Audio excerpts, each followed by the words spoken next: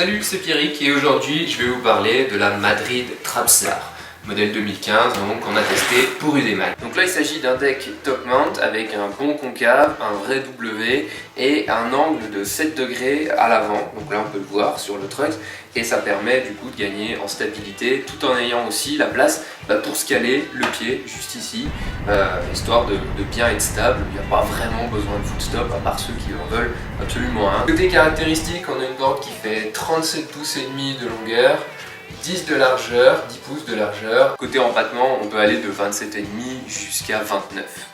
C'est une construction toute simple, avec 9 plis d'érable. Voilà. Une board qui est assez épaisse, mais qui reste tout à fait dans la norme. Et donc pas de flex, ça bouge pas, c'est épais, c'est costaud et c'est bien. Il faut aimer les shapes originaux pour s'intéresser à la Trapstar.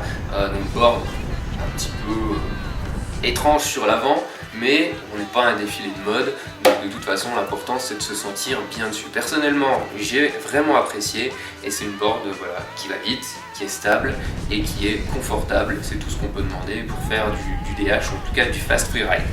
Les points forts qu'on va aborder tout de suite, maintenant, là, tout de suite.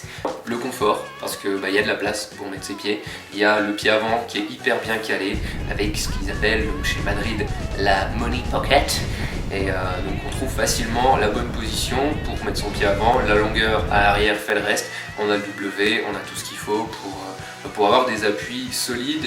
Deuxième point, la stabilité, parce que les 7 degrés du nose permettent aussi, en plus de caler son pied, de gagner en stabilité au niveau du truck avant, ce qui rend la planche plus stable, plus maniable et qui donne un meilleur équilibre au rider, tout simplement. Voilà, le genre de truc qui fait plaisir une fois qu'on est dessus, ou en tout cas quand on l'essaye. Dernier point, le design, sans fioriture, puisque ça reste très sobre chez Madrid, en tout cas pour cette gamme 2015. Les autres boards aussi, donc soit tout en bois comme celle-ci, soit avec le formica, donc plaquage noir.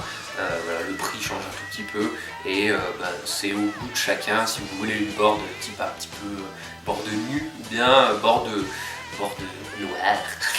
Voilà, un design sans fioriture, parce que de toute façon quand on descend c'est pour aller vite, c'est pour se faire plaisir, c'est pour prendre de la vitesse.